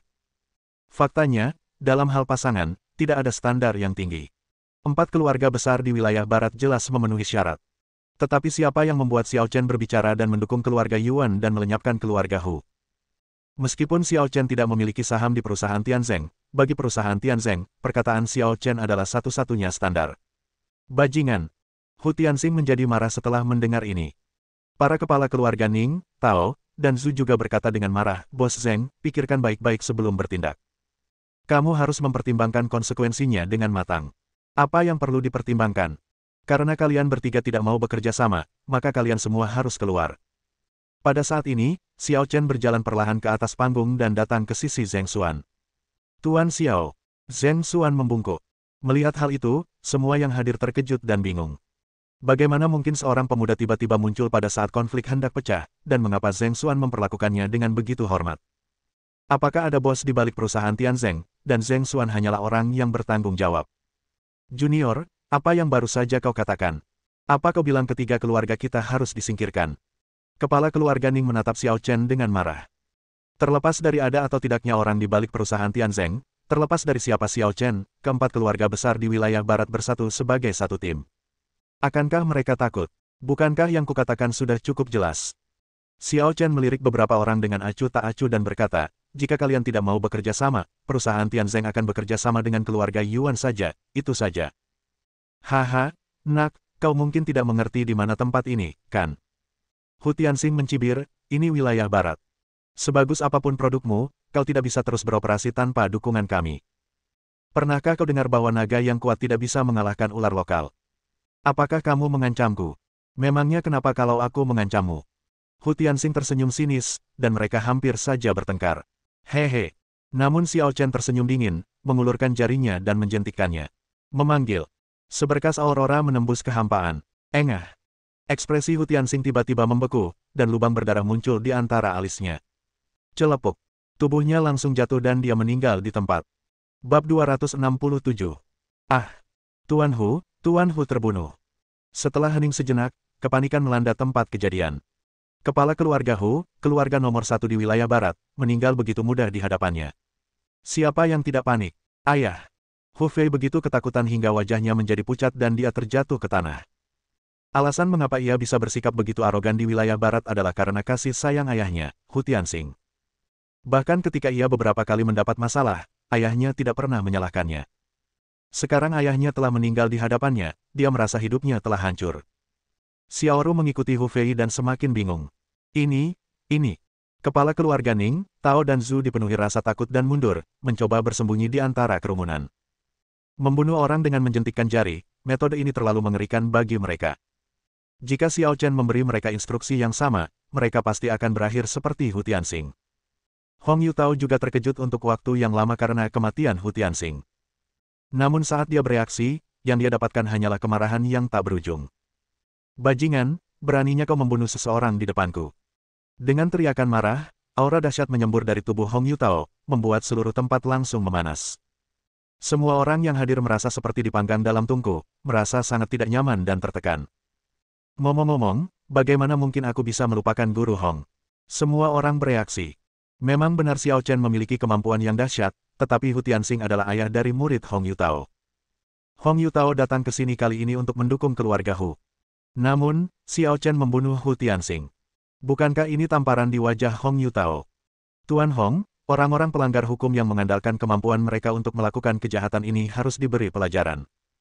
Ya, tolong minta Grandmaster Hong untuk bertindak dan membalaskan dendam kepala keluarga Hu. Guru Hong, tolong bantu. Ketiga kepala keluarga melompat keluar lagi dan mencoba menyenangkan Hong Yutao. Hong Yutao tampak dingin dan muram tetapi penuh energi saat dia menatap Xiao Chen dan berteriak, apakah kau ingin mengakhiri hidupmu sendiri, atau kau ingin aku yang melakukannya untukmu? Sang Grandmaster murka, dan auranya menyebar ke seluruh tempat. Orang-orang di sekitarnya merasakan tekanan meningkat lagi, dan ingin sekali berlutut. Hanya Xiao Chen yang tetap acuh tak acuh. Ia menatap Hong Yutao dan berkata, "Kamu sudah tua, kenapa kamu tidak menikmati masa pensiunmu dengan tenang? Kenapa kamu harus keluar dan membuat masalah?" Ketika Hong Yutao mendengar ini, dia mengira Xiao Chen sedang mengejeknya, dan dia langsung menjadi tak tertahankan dan marah. "Berlututlah, anak muda bodoh." Tiba-tiba, Hong Yutao melompat dan menerkam ke arah Xiao Chen bagaikan seekor elang yang sedang memangsa. Bertindak gegabah, Xiao Chen mendengus dingin dan mengangkat tangannya tinggi-tinggi. Dalam sekejap, sebuah tangan hantu besar muncul dari udara tipis, lebarnya beberapa kaki. "Ah, ini!" Hong Yutao langsung menunjukkan ekspresi ngeri. Dia menemukan bahwa di bawah pohon palem besar ini, dia tidak jauh lebih besar dari seekor kutu. Dan di bawah kekuatan ini, kekuatannya lebih lemah dari seekor semut. Bagaimana itu mungkin? Dia adalah salah satu dari 6 orang di dunia yang berada di alam Zhenwu. Siapakah pemuda di depannya ini dan bagaimana mungkin dia begitu kuat? Zheng Xuan sebelumnya memanggilnya, Master Xiao. Nama belakang Xiao. Mungkinkah itu? Meskipun dia berada di wilayah barat yang lebih terpencil dan tidak menghadiri pesta tes seni bela diri pada hari itu, dia telah mendengar sesuatu tentang hal itu. Di pesta tes seni bela diri, 3 murid dewa militer Duan Qingchang muncul satu persatu. Konon, murid tertua melampaui ranah Zhenwu dan mencapai legenda setengah langkah, tetapi ia tetap dikalahkan oleh seorang pemuda bernama Xiao Chen. Mungkinkah pemuda di depannya adalah Xiao Chen? Tidak, tidak. Hentikan, Xiao Chen. Tuan muda Xiao, mari kita bicarakan baik-baik. Hong Yutao akhirnya mengonfirmasi identitas Xiao Chen, dan ketakutan batinnya mencapai puncaknya. Namun, Xiao Chen tetap diam dan tidak menjawab, tangannya yang besar menamparnya seperti lalat. Ledakan. Suara ledakan keras mengguncang seluruh tempat kejadian. Meja dan kursi semuanya tertutup oleh bekas tangan besar dan berubah menjadi puing-puing. Hong Yutao juga ditutupi dan berubah menjadi genangan darah dan lumpur. Adapun orang-orang lainnya di tempat kejadian, mereka semua tersapu oleh badai yang dahsyat. Orang-orang di barisan depan adalah yang paling malang dan terlempar keluar tanpa keinginan mereka. Suasana berubah menjadi kekacauan dan kepanikan tak berujung. Ya Tuhan, Grandmaster Hong ditampar sampai mati. Palsu, palsu, kan? Ini tidak mungkin, tidak mungkin. Tak seorang pun yang tidak gemetar, tak seorang pun yang tidak merasa ngeri. Hong Yutao adalah salah satu dari 6 Master Zhenwu terhebat di dunia. Bukankah seharusnya dia tak terkalahkan? Bagaimana mungkin dia ditampar sampai mati oleh seorang remaja? Mendesis. Zheng Xuan, yang berdiri di sebelah Xiao Chen, juga menarik napas. Meskipun dia tahu Xiao Chen tidak takut pada para Grandmaster alam Zhenwu, terlalu sensasional untuk membunuh seorang Grandmaster alam Zhenwu begitu saja. Tak seorang pun akan percaya jika dia menceritakannya kepada orang lain. Ada apa? Apa yang kalian lakukan? Pada saat itu, sebuah tim bergegas masuk ke tempat acara dan menjaga ketat semua pintu masuk dan keluar tempat acara. Pemimpin tim itu adalah Yang Wei. Itu seseorang dari grup elang. Ketua tim Yang, cepat. Cepat selamatkan kami. Ketiga kepala keluarga itu berlari ke arah Yang Wei bersamaan. Setelah munculnya 12 istana jiwa naga, meskipun kelompok elang berangsur-angsur menurun, ia masih memiliki prestise tertentu untuk saat ini, dan prajurit biasa tidak berani memprovokasinya. Yang Wei melirik mereka bertiga, tetapi mengabaikannya. Ia berjalan lurus ke arah Xiao Chen dan membungkuk sedikit. Adegan ini hampir membuat mata semua orang melotot. Yang Wei adalah pemimpin tim elang, tetapi dia sebenarnya budak Xiao Chen. Siapakah pemuda ini? Yang Wei, penilaianmu salah. Tidak ada seorang pun dari Seven Stars Society yang datang ke sini. Kata Xiao Chen ringan. Ini, aku juga bingung. Para Master Seven Stars Society menyembunyikan keberadaan mereka setelah memasuki wilayah barat. Aku mengirim orang untuk mencari mereka, tetapi mereka tidak dapat menemukan mereka sama sekali. Kupikir mereka. Yang Wei hanya menduga bahwa Seven Stars Society datang untuk krim pemutih. Lagi pula, saat ini di wilayah barat, hanya krim pemutih yang menarik perhatian orang. Namun siapa sangka bahwa Seven Stars Society mempunyai tujuan lain. Lupakan saja, aku baru saja membunuh Hu Tianxing dan Hong Yutao, kau urus saja akibatnya dulu. Xiao Chen melambaikan tangannya. Baiklah, serahkan padaku. Yang Wei memerintahkan kelompok elang untuk menangani jenazah Hu Tianxing, dan mengambil alih semua anggota keluarga Hu. Xiao, Tuan Muda Xiao, ampuni nyawaku. Aku tak punya mata untuk mengenali Gunung Tai. Aku tak punya mata untuk mengenali Gunung Tai. Ketiga kepala keluarga itu pun bergegas maju pada saat ini, berlutut di depan Xiao Chen, menamparkan diri mereka sendiri, lalu menangis dan mengaku. Xiao Chen tidak peduli untuk memperhatikan mereka, dan berkata kepada Yuan Chong dan Yuan Hong yang masih linglung, kemarilah. Yuan Chong dan Yuan Hong tiba-tiba tersadar dan berlari ke Xiao Chen, merasa seperti sedang bermimpi. Xiao, Tuan Muda Xiao. Baiklah, aku janji, mulai sekarang keluarga Yuanmu akan menjadi satu-satunya mitra perusahaan Tianzeng di wilayah barat. Kerja bagus. Desak Xiao Chen. Ya, aku pasti akan memenuhi harapanmu. Yuan Chong mengangguk penuh semangat. Tuan Yuan, saya harap Anda tidak keberatan dengan apa yang terjadi sebelumnya. Zheng Xuan melangkah maju dan meminta maaf kepada Yuan Chong. Tidak, Tuan Zheng dalam kondisi serius. Yuan Chong merasa tersanjung. Namun, dia juga tahu bahwa sikap Zheng Xuan itu semua karena Xiao Chen. Xiao Chen memperkirakan bahwa dia tidak perlu ikut campur dalam apa yang terjadi selanjutnya, jadi dia berencana untuk pergi mencari orang-orang dari Seven Stars Society sendiri. Lagi pula, menunggu seperti ini bukanlah solusi.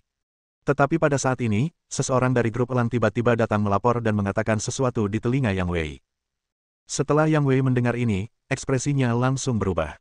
Ia berlari ke arah Xiao Chen dengan ketakutan dan panik, lalu berbisik. Kaisar Naga, sesuatu yang mengerikan telah terjadi. Hanya dalam beberapa jam, 4 keluarga besar, keluarga Hu, keluarga Ning, keluarga Tao, dan keluarga Zhu, semuanya telah musnah. Bab 268. Keempat keluarga besar semuanya hancur. Bahkan Xiao Chen pun tak kuasa menahan diri untuk berpikir keras saat mendengar berita itu.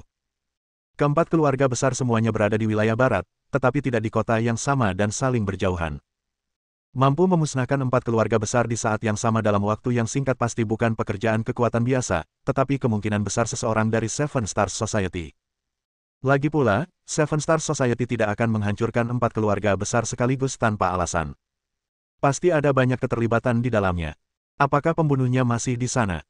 Tanya Xiao Chen. Dia tidak ada di sini. Dia menghilang setelah menghancurkan 4 keluarga besar. Orang-orangku sedang menjaga tempat kejadian sekarang. Yang Wei menggelengkan kepalanya. Mungkin sudah terlambat untuk mencegatnya sekarang. Xiao Chen berpikir sejenak dan berkata, Hu Tianxing sudah mati. Beritahu orang-orang dari 3 keluarga besar lainnya tentang hal itu. Yang Wei mengangguk, memanggil 3 kepala keluarga Ning, Tao, dan Zhu, dan dengan tenang menceritakan apa yang telah terjadi. Awalnya ketiganya masih dalam keadaan panik, takut kalau Xiao Chen akan terus-menerus membuat masalah bagi mereka. Tetapi saya dengar ketika mereka berada di luar, setelah keluarga mereka hancur, mereka semua bergegas keluar seperti orang gila. Kaisar Naga, apa yang harus kita lakukan selanjutnya? Hati Yang Wei dipenuhi dengan kepahitan dan ketidakberdayaan saat ini. Hal yang paling dikhawatirkannya terjadi. 4 keluarga besar di wilayah barat hancur, yang berdampak besar. Sebagai pemimpin tim Elang, ia harus memikul tanggung jawab besar dan setidaknya akan diturunkan beberapa tingkat. Sekarang, dia hanya berdoa agar Kaisar Naga dapat membantunya dan melihat apakah ada ruang untuk pemulihan. Ayo kita ke TKP dan lihat sendiri. Di tengah gelapnya malam, 4 kelompok pria berpakaian hitam bertemu di lokasi yang disepakati. Keluarga Ning hancur, barangnya ada di tangan, dan misinya selesai. Keluarga Zhu hancur, penguasa timur dan barat, misi tercapai. Keluarga Tao hancur, barangnya ada di tangan, dan misinya selesai. Keluarga Hu hancur, barangnya tidak ditemukan, dan misinya gagal. Ketiga kelompok pria berpakaian hitam lainnya memusatkan perhatian mereka pada pria berpakaian hitam yang menuju ke Rongcheng, dan bertanya, apakah kamu tidak menemukan benda itu? Yah, aku sudah menggunakan mantra dewa sihir, tapi tidak ada reaksi. Aku yakin benda itu bukan milik keluarga Hu. Bagaimana ini bisa terjadi? Apakah intelijen salah? Kita hanya kekurangan bagian terakhir. Kita tidak boleh menyia-nyiakannya. Hubungi kantor pusat untuk menanyakannya. Setelah keputusan dibuat, seorang pria berpakaian hitam mengeluarkan laptop khusus dari ranselnya dan mulai menghubungkan ke jaringan kantor pusat Seven Stars Society melalui satelit, sementara yang lain menjaga dan berpatroli di area sekitarnya. Sekitar setengah jam kemudian, berita datang dari kantor pusat bahwa tidak ada keluarga Hu di antara 4 keluarga besar saat itu, hanya 1 keluarga Yuan. Barang-barang itu ada di keluarga Yuan di Rongcheng. Apakah kamu ingin kembali lagi? Kita telah menghabisi 4 keluarga besar, yang sudah menimbulkan kehebohan. Akan sangat berisiko untuk kembali sekarang. Tidak masalah. Tiongkok bukan lagi Tiongkok yang dulu. Dengan barisan yang kita kirim kali ini, tak seorang pun bisa menghentikan kita. Bergeraklah secepat mungkin. Kalau begitu, jangan buang-buang waktu. Setelah berdiskusi, 4 kelompok pria berpakaian hitam kembali ke Chengdu pada saat yang sama. Xiao Chen pertama-tama pergi ke keluarga Ning, yang merupakan keluarga terdekat. Saat mereka tiba, penjagaan telah dilakukan di sana, dan anggota tim elang menjaga pintu masuk dan keluar. Kepala keluarga Ning menangis putus asa dan histeris. Tak heran, ia baru saja pergi cukup lama, dan puluhan anggota keluarganya tewas tanpa seorang pun tersisa, termasuk istri dan anak-anaknya. Tak seorang pun akan bisa menerima ini. Ketika Xiao Chen melangkah masuk ke rumah keluarga Ning, aroma darah yang kuat tercium di hidungnya. Tanah dipenuhi mayat-mayat, tergeletak di mana-mana, sungguh pemandangan yang sangat tragis. Sialan Seven Star Society, mereka benar-benar tidak manusiawi. Apa-apaan mereka melakukan ini? Bahkan Yang Wei, yang terbiasa dengan hukum rimba di dunia bela diri, tak kuasa menahan rasa takut dan marahnya saat ini. Dari luka-lukanya, terlihat jelas bahwa orang-orang dari Seven Star Society sama sekali tidak kenal ampun. Mereka membunuh semua orang dengan sekali tebas, bahkan wanita, anak-anak, dan balita pun tak luput. Kebrutalan mereka sungguh mengerikan. Tidak sesederhana itu. Xiao Chen tampak hikmat saat dia mengikuti jejak tak terhapuskan yang tertinggal di tanah dan berjalan menuju keluarga Ning. Ketika dia sampai di tengah halaman, dia tiba-tiba berhenti. Ada jejak mantra yang diucapkan di sini. Xiao Chen memiliki indera keilahian yang sangat tajam. Meski tampaknya tidak ada jejak di permukaan, ia dapat menangkap energi aneh yang mengambang di udara. Mengejar energi aneh itu, dia berjalan masuk lagi. Tak lama kemudian, ia memasuki sebuah rumah tua di halaman belakang keluarga Ning. Tempat ini jelas telah dijarah. Meja dan lemari di dalamnya roboh dan tempatnya berantakan. Panggil Ning Kang kemari. Xiao Chen berkata pada Yang Wei. Ning Kang adalah nama kepala keluarga Ning. Bagus. Yang Wei tanpa ragu mengikuti instruksi Xiao Chen, bergegas ke pintu dan menarik Ning Kang yang masih menangis dengan paksa. Ning Kang, aku ingin bertanya, apakah ada barang berharga yang tersembunyi di ruangan ini? Xiao Chen menatap Ning Kang tajam, nadanya menyeratkan nada tertekan. Ning Kang bergidik mendengar ini, dan tangisannya sedikit berhenti. Ia berkata sebentar-sebentar, rumah ini sudah ada sejak nenek moyang kita. Biasanya kosong dan tidak ada yang datang ke sini. Kalau kau ingin membicarakan hal-hal berharga. Sepertinya. Tunggu dulu. Saat Ning Kang berbicara, ekspresinya tiba-tiba terhenti dan dia bertanya dengan heran, apakah karena Liontin Giok itu? Liontin Giok apa? Tanya Yang Wei cepat-cepat. Ning Kang berkata, tepatnya, itu adalah seperempat Liontin Giok. Ayah saya menyebutkannya di awal, tetapi dia tidak menjelaskan detailnya. Dia hanya mengatakan bahwa leluhur kami dipercayakan oleh seseorang yang misterius untuk menyimpan Liontin Giok itu. Hati Xiao Chen tergerak, dan dia bertanya, bagaimana dengan 3 Liontin Giok lainnya? Seharusnya ada di tangan 3 keluarga lainnya, kalau tidak, keempat keluarga kita tidak akan musnah bersamaan. Tapi pada awalnya, keluarga Hu tidak sebaik keluarga Yuan, yang merupakan salah satu dari 4 keluarga lama. Keluarga Yuan. Xiao Chen merenung sejenak, lalu tiba-tiba menyadari sesuatu. Ying Sui, ikuti aku. Begitu dia selesai berbicara, sosoknya menghilang dari tempatnya. Melihat ini, Xiao Yingsui buru-buru mengejar napas yang sengaja ditinggalkan Xiao Chen. Xiao Chen dan tim elang pergi dengan tergesa-gesa, meninggalkan Yuan Chong dan Yuan Hong dalam keadaan bingung. Namun, setelah semuanya beres, keluarga Yuan mereka akan menjadi satu-satunya mitra perusahaan Tianzeng.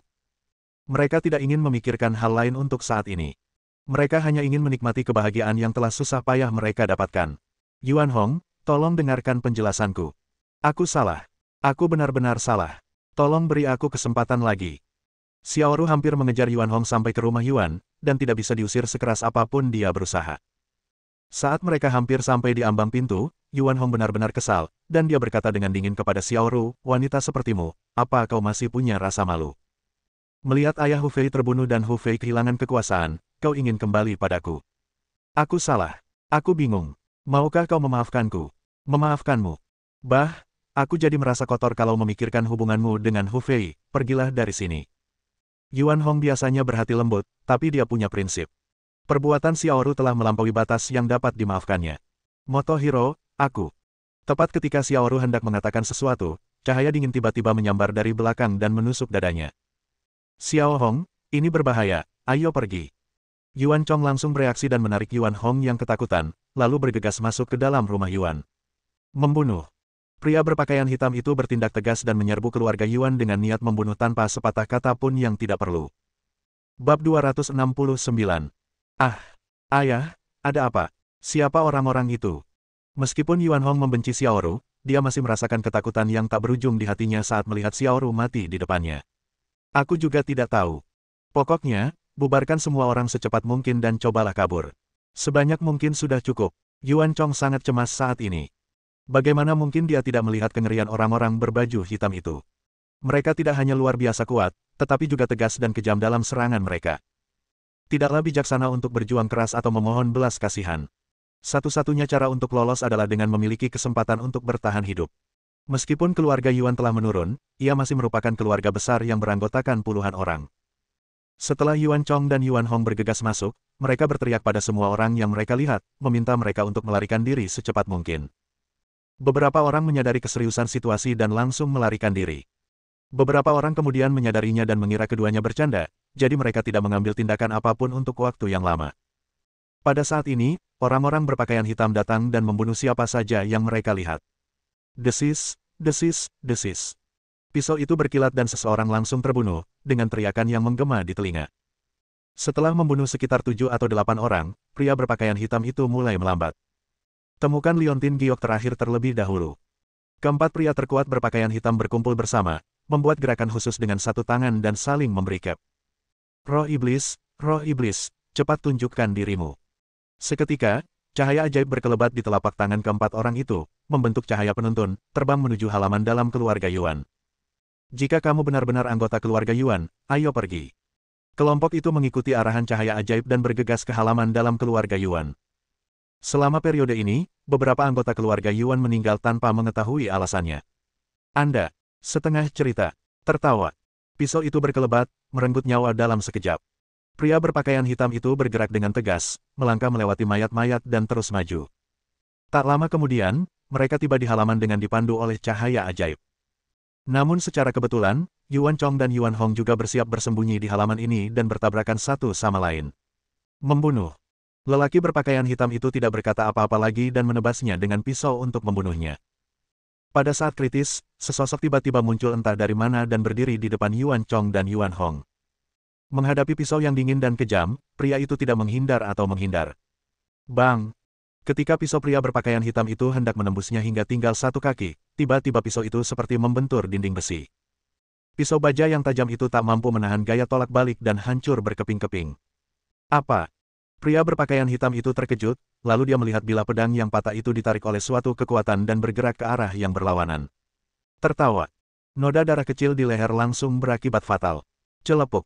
Lelaki berpakaian hitam itu jatuh ke tanah, pupil matanya membesar, dan dia tampak tak percaya sebelum dia meninggal. Menguasai. Pria-pria berpakaian hitam di belakangnya semua mundur beberapa langkah tanpa sadar, menatap pendatang baru itu dengan terkejut dan marah. Bagaimana bisa ada guru yang begitu kuat di wilayah barat Tiongkok? Dan dia masih remaja. Tuan Muda Xiao. Yuan Chong merasa seolah-olah telah berada di gerbang neraka dan masih syok. Namun, ketika melihat Xiao Chen, ia akhirnya merasa lega. Kalian minggir, kata Xiao Chen acuh tak acuh. Ya. Yuan Chong dan Yuan Hong segera mundur ke tempat terjauh. Xiao Chen melirik sekelompok pria berpakaian hitam di depannya dan berkata dengan tenang, jika kalian tidak kembali, aku benar-benar tidak akan bisa melakukan apapun terhadap kalian untuk sementara waktu. Tapi kalau kau ingin bunuh diri, jangan salahkan aku. Pria berbaju hitam itu terkejut ketika mendengar ini, lalu mendengus dingin, kau pikir kau Duan Qingchang? Bisakah kau menghentikan begitu banyak dari kami sendirian? Aku bukan Duan Qingchang, tapi seberapa sulitkah membunuh 4 legenda setengah langkah? Xiao Chen berbicara dengan nada tegas dan pandangan angkuh di matanya, seakan-akan para petinggi Seven Stars Society di depannya ini tak lebih dari semut baginya, dan bisa saja diinjak-injak sampai mati kapan saja. Arogan. Seorang pria legendaris berpakaian hitam setengah langkah marah, dan sosoknya bergerak seperti hantu. 7 bintang membunuh. Saat pedang itu diayunkan, 7 sosok secara bersamaan menebas 7 sinar pedang, membunuh Xiao Chen. Setiap sinar pedang tampaknya mampu merobek kehampaan. Bahkan sebelum mendekat, seseorang sudah dapat merasakan ketakutan yang mengerikan. Langkah yang tidak berguna. Tetapi dia mendengar kata-kata menghina Xiao Chen dan menanggapinya dengan tangan kosong. Ding ding ding.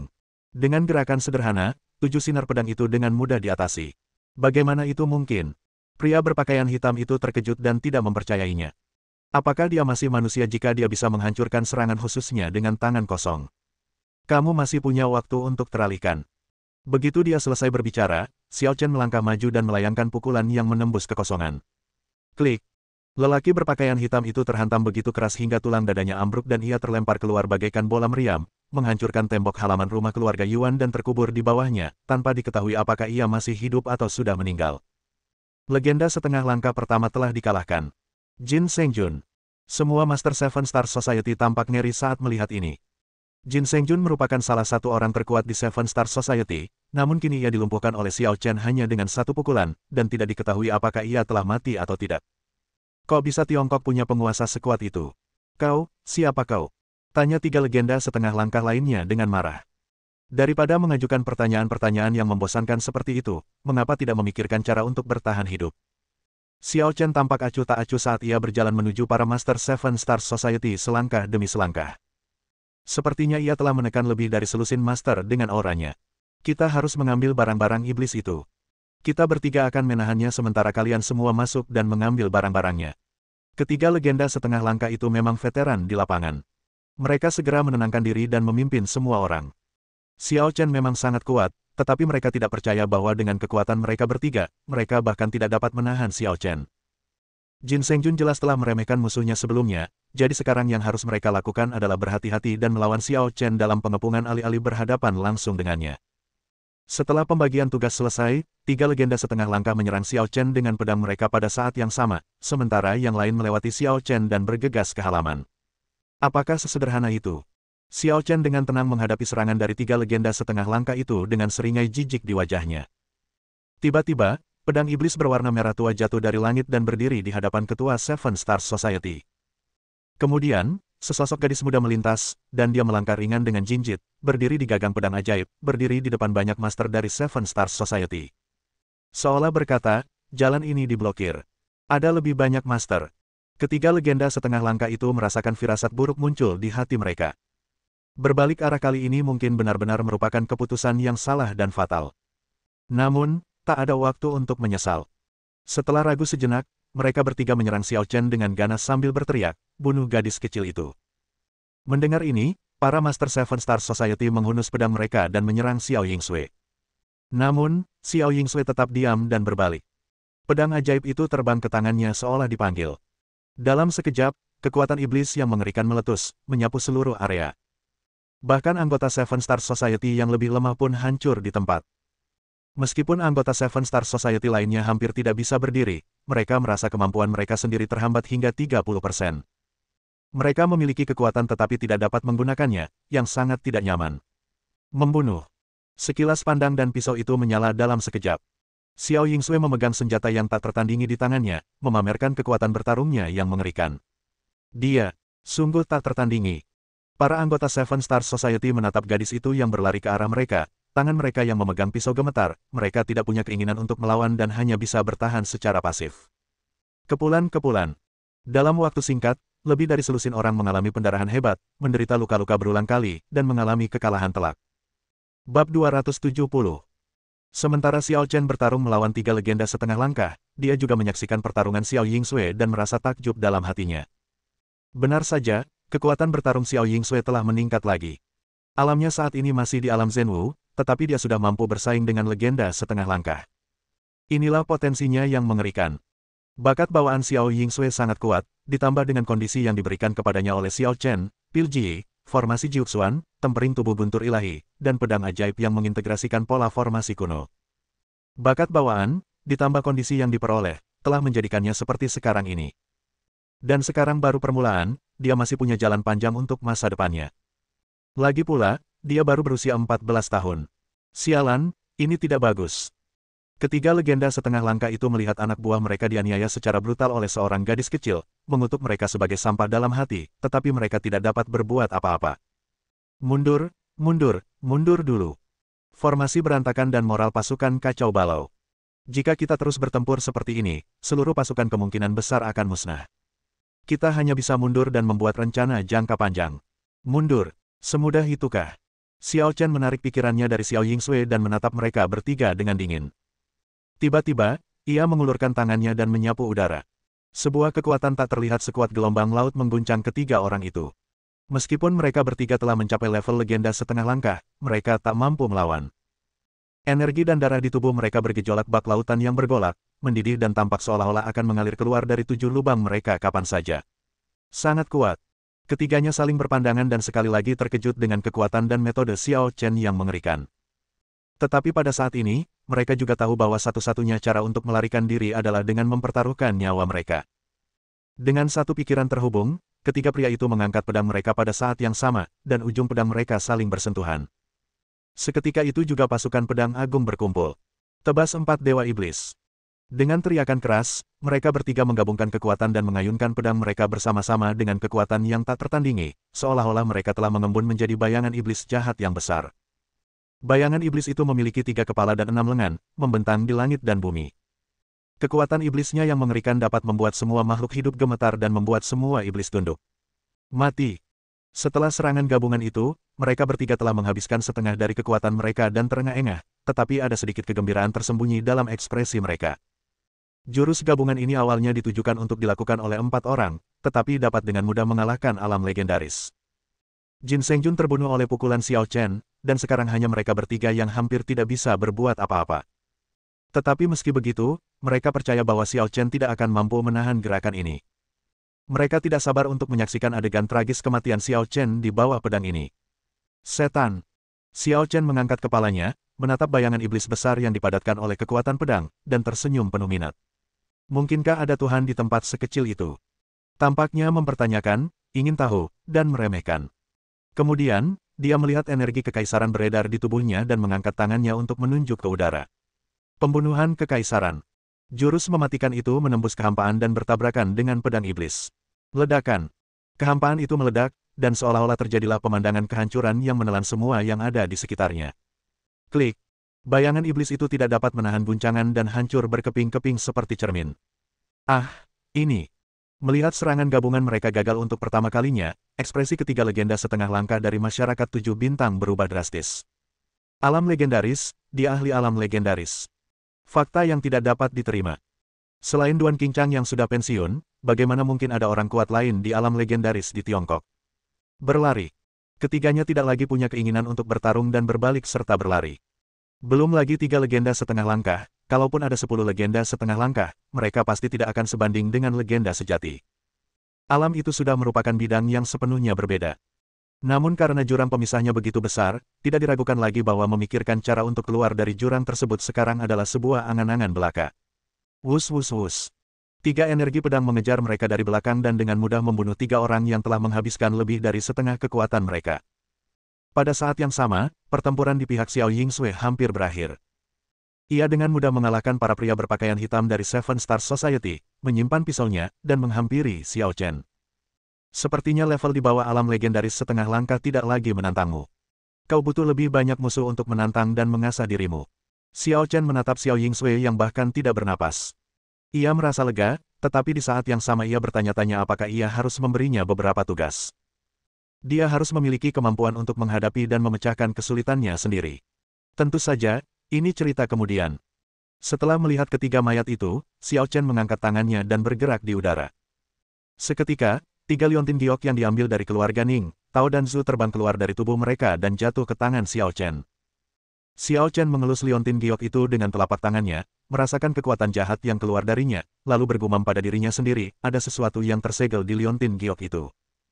Kemudian dia berbalik dan berjalan ke halaman sambil berteriak, Yuan Chong, kemarilah. Yuan Chong kemudian menyadari bahwa pertempuran di luar telah berakhir dan berlari keluar dengan hati-hati. Ketika dia melihat jasad pria berpakaian hitam di tanah, dia merasa lega dan rasa hormatnya terhadap Xiao Chen mencapai tingkat yang sangat tinggi. Begitu banyak master yang terbunuh dalam waktu singkat, tidak ada satupun yang lolos. Tuan Xiao, terima kasih telah menyelamatkan hidupku. Yuan Chong mengucapkan terima kasih dari lubuk hatinya. Kalau kau benar-benar ingin berterima kasih, berikan saja liontin giok yang tersisa. Xiao Chen menunjuk 3 liontin giok di tangannya dan berkata, orang-orang dari Seven Stars Society telah mengejar kita ke sini. Jelas sekali liontin giok keempat ada di keluarga Yuanmu. Liontin giok. Yuan Chong tertegun sejenak, lalu tampak teringat sesuatu, berbalik dan berlari ke sebuah ruangan di halaman. Setelah mencari beberapa saat, Yuan Chong akhirnya keluar dengan liontin giok keempat. Yuan Chong menyerahkan liontin giok itu kepada Xiao Chen, dan berkata dengan rasa takut yang masih tersisa, jadi, benda inilah yang hampir membawa bencana bagi keluarga Yuan kita. Keluarga Yuanmu sangat beruntung memiliki keluarga Hu sebagai kambing hitam. Kata Xiao Chen ringan. Ah, apa maksudmu? Wajah Yuan Chong sedikit berubah. Sebelumnya, keluarga Ning, Tao, Zhu, dan Hu telah dimusnahkan. Namun, orang-orang dari Seven Stars Society tidak menemukan liontin giok dari keluarga Hu, jadi mereka kembali ke keluarga Yuanmu. 4 keluarga besar semuanya musnah. Yuan Chong terkejut. Tidak heran ketika mereka berada di perusahaan Tianzeng sebelumnya, 3 kepala keluarga Ning, keluarga Tao, dan keluarga Zhu bergegas keluar seperti orang gila. Adapun keluarga Hu, mereka benar-benar menderita karena mereka menanggung kesalahan keluarga Yuan. Meskipun keluarga Yuan dan keluarga Hu memiliki banyak konflik dalam beberapa tahun terakhir, Yuan Chong sama sekali tidak bahagia ketika keluarga Hu dihancurkan. Ia hanya patah hati dan sedih. Liontin Giok itu urusanmu, jadi aku yang ambil. Kata Xiao Chen, lalu menyimpan keempat liontin giok itu. Yuan Chong tentu saja tidak akan ragu-ragu mengenai hal ini, dan bahkan ingin mengucapkan terima kasih kepada Xiao Chen. Meskipun liontin giok tersebut merupakan pusaka leluhur, para leluhur tidak menjelaskan kegunaannya. Demi keselamatan keluarga Yuan, menyerahkannya kepada Xiao Chen adalah pilihan terbaik. Tak lama kemudian, Yang Wei tiba bersama kelompok Lang. Ia terkejut sekaligus gembira melihat semua pemimpin Seven Stars Society terbunuh. Yang Wei, aku sudah mengurus semua orang untukmu, sisanya bisa kau urus sendiri. Kata Xiao Chen dengan tenang. Terima kasih, Kaisar Naga. Yang Wei merasa ada cahaya di ujung terowongan. Dengan menembak mati si pembunuh, ia dapat memberikan penjelasan kepada atasannya, yang akan menebus kejahatannya dan mencegahnya dihukum terlalu berat. Bersambung.